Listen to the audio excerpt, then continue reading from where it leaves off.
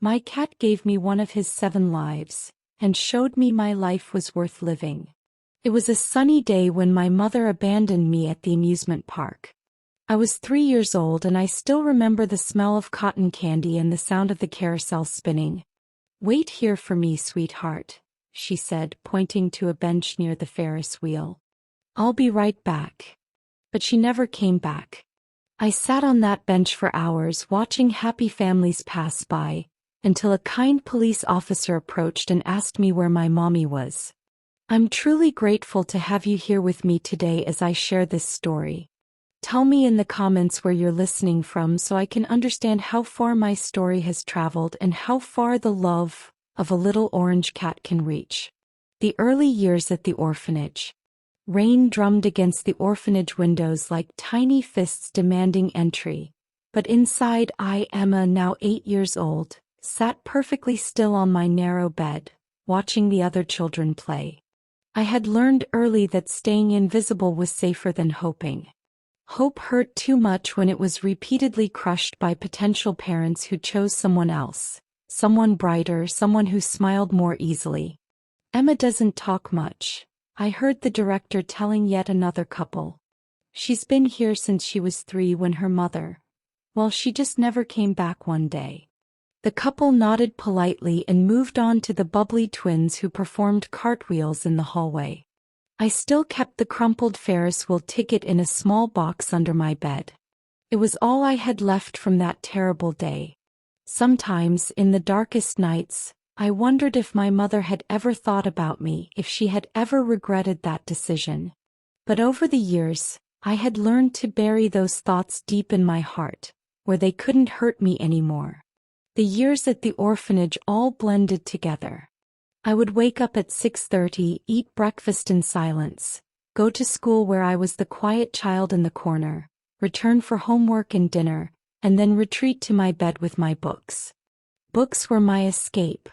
Through the pages I could live different lives, be loved by imaginary parents, have adventures I would never experience in reality. I distinctly remember my 10th birthday. The other children had received visits, gifts, cakes.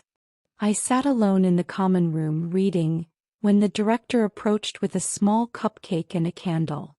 "Make a wish, Emma," she said kindly. I closed my eyes and wished for the same thing I wished for every year, that my mother would come back for me. But even at 10 years old I knew it was an impossible wish. The difficult teenage years. My teenage years were even harder. While other kids started receiving visits from potential foster families, I always remained behind. I was too old, too quiet, too problematic. That's what I heard them saying in the offices when they thought I wasn't listening. At 14, I started working part-time in the orphanage kitchen to earn some money for my books. The cook, Mrs. Martinez, was kind to me. She taught me how to cook, how to knead bread, how to prepare sauces. "You have golden hands, child," she would tell me. "This will serve you well in life." I didn't know how right she was. During those years, I developed a rigid routine that helped me survive emotionally.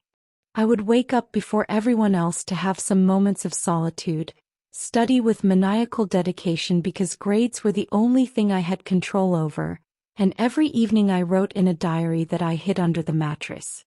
I wrote letters to my mother that I would never send, told imaginary families about my days, described what my life would be like after, even though I didn't know what that after meant. At 16, I started asking more concrete questions about my future. What happens when I turn 18? I asked the director. Her expression became sad. "You'll have to make it on your own, Emma. But we'll help you find a job and a place to stay." The prospect both terrified and excited me. Freedom, but at what cost? Leaving the orphanage. My 18th birthday came without fanfare. I packed my bags. Everything I owned fit in a torn backpack in that small box with the amusement park ticket. The director gave me an awkward hug and a check for $500. "It's all we can do," she apologized. "Here are some addresses for cheap boarding houses, and these phone numbers are for cleaning jobs." I walked out of the orphanage gate for the last time, and for a moment I stopped to look back. It had been my prison but also my home for 15 years. Now I was completely alone in the world. The first days on the street. The first days of freedom were a nightmare. The cheapest boarding house I could find cost $40 a night. My money would be gone in less than 2 weeks. The owner was a fat, sweaty man who looked at me in a way that made me shudder. The room was small, dirty, and I shared the bathroom with other tenants who screamed at all hours. I desperately looked for work. I went to every store, restaurant, office within miles. But without experience, without references, without even decent clothes for interviews, I was rejected everywhere. "Sorry, we're looking for someone with more experience," was the phrase I heard repeated like a cruel mantra. After a week, the money ran out. The boarding house owner threw me out without mercy.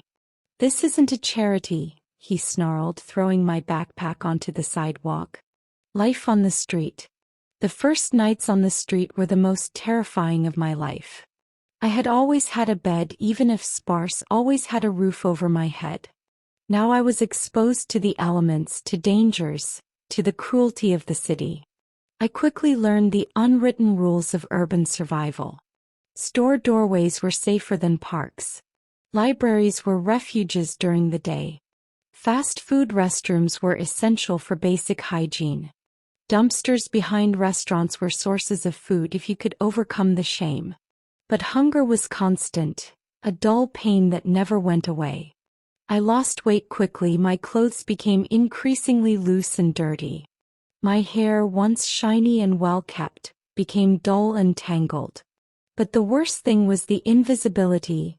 People walked past me as if I didn't exist, as if I were already a ghost. There were nights when I seriously thought about giving up. Sitting in a dark alley, hungry and cold, I would pull out the old amusement park ticket and wonder if my mother had ever imagined that her decision that day would lead me here. There were moments when the temptation to end it all was almost irresistible. Dangerous encounters. The street doesn't forgive, especially if you're a young woman alone. There were men who approached with offers I knew were traps. "I'll give you a place to sleep," they said with smiles that never reached their eyes. I learned to run fast, to hide well, to trust my instinct when a situation seemed dangerous. One night, a man followed me for 3 blocks. My heart was beating so hard I thought he could hear it. I took refuge in a church that was open all night, where an elderly priest offered me a hot meal and a safe place to sleep. "God sees you, my daughter," he told me. I wasn't religious, but that night I prayed anyway. The cruel winter. Winter was the hardest period. The cold was so intense that sometimes I couldn't feel my toes. I found a night shelter that opened when the temperature dropped below freezing, but it was overcrowded and noisy. Women with addiction problems screamed in their sleep, children cried, and the smell of too many bodies in a small space was suffocating. But it was there that I met Rosa, a woman in her 50s who had ended up on the street after losing her job and being unable to pay rent. "The first rule of the street," she told me, "is never lose hope. The moment you stop believing things can get better is the moment you're truly lost." Rosa became my unofficial mentor. She taught me where to find free meals, which areas to avoid after sunset, how to maintain a minimum of dignity even in the most difficult circumstances. But most importantly, she reminded me that I was still human, that I still deserved respect and love. A hand extended. It was on a particularly gray Tuesday, after almost 8 months on the street, that Marcus first noticed me. I was huddled outside his small cafe trying to warm up in the October cold. I wasn't begging. I never begged. It was one of the few rules I had set for myself to maintain a shred of self-esteem. I just sat quietly with my hands wrapped around a cup of coffee I had bought with my last coins. The cafe was small but cozy, with worn wooden tables and the smell of fresh bread wafting from the kitchen. Through the window, I could see Marcus serving customers with genuine smiles and playful banter. It seemed like the kind of place where people felt at home, a concept that had become abstract to me. "Excuse me," he said gently, stepping outside during a lull in the morning rush. I looked up, surprised. People usually didn't talk to me, let alone with kindness. "I don't mean to intrude, but I've been watching you for a few days. Are you looking for work?" The question caught me completely off guard. I don't have experience in restaurants," I admitted, my voice rusty from disuse and embarrassment. Marcus was about 50, with gray hair at his temples and kind eyes that vaguely reminded me of the priest who had helped me that night. "Experience can be learned," he said with a smile. "I need someone to help with cleaning, maybe some prep work. It's not much, but it includes meals, and I know a small apartment above the bookstore next door. The owner owes me a favor." I couldn't believe it. After months of rejections, someone was offering me not just a job, but also a place to live. "Why?" I managed to ask. Marcus hesitated for a moment, then said, "Because everyone deserves a second chance. And because you remind me of someone I care about very much." The first days at Bella Vista. Working at Bella Vista was like learning to walk again. The first days were clumsy and full of mistakes. I didn't know how the coffee machine worked, I dropped trays, I got confused with orders. But Marcus was patient, incredibly patient. "Don't worry," he would tell me when I apologized for the umpteenth mistake. "Everyone makes mistakes at first. The important thing is to learn." The apartment above the bookstore was tiny. Just a studio with a kitchenette and a bathroom I didn't have to share. But to me it was a palace. I had a bed again, a place to wash myself, a space I could call my own. The first night I stayed awake for hours just looking at the ceiling, incredulous that this was real. Marcus paid me little but enough to survive. And the meals at the cafe meant I could finally eat regularly. Slowly I started to gain weight back, my hair became shiny again, my skin lost that grayish color of malnutrition. Learning to trust again. As the weeks passed, I started to relax a bit. Regular customers began to recognize me. Some greeted me by name. There was Mrs. Anderson, who came every morning for a cappuccino and croissant, and who always told me about her granddaughters. There was Joe, a retiree who read the newspaper at the table by the window and winked at me when I passed by. Marcus never asked intrusive questions about my past, but I felt his protective gaze on me. One day while we were closing the cafe together, he told me, "You know, you have the same eyes as my daughter. The same determination hidden behind fear." "You never talk about your daughter," I observed timidly. Marcus sighed deeply. "We fought when she chose to marry a man I didn't approve of. I was stubborn, she was stubborn. Now it's been 3 years since we've spoken, and I regret it every day." He paused, then added, "Maybe that's why helping you feels so important. It's like having a second chance to do the right thing." Robert's trauma. For several months I started to believe that maybe I could build something that resembled a normal life. I had a job, a home, people who treated me with kindness. But the universe seemed not to have finished testing my resilience. Robert was one of Marcus's old friends and a regular customer at the cafe. A man in his 40s, always well-dressed, with a smile that never quite convinced me. He had always made me uncomfortable. The way his eyes lingered too long on my body, the ambiguous comments he made when Marcus couldn't hear, the times he accidentally touched me when he passed by. It happened on a Thursday evening after closing. I was cleaning tables when Robert offered to help me carry supplies to the storage room.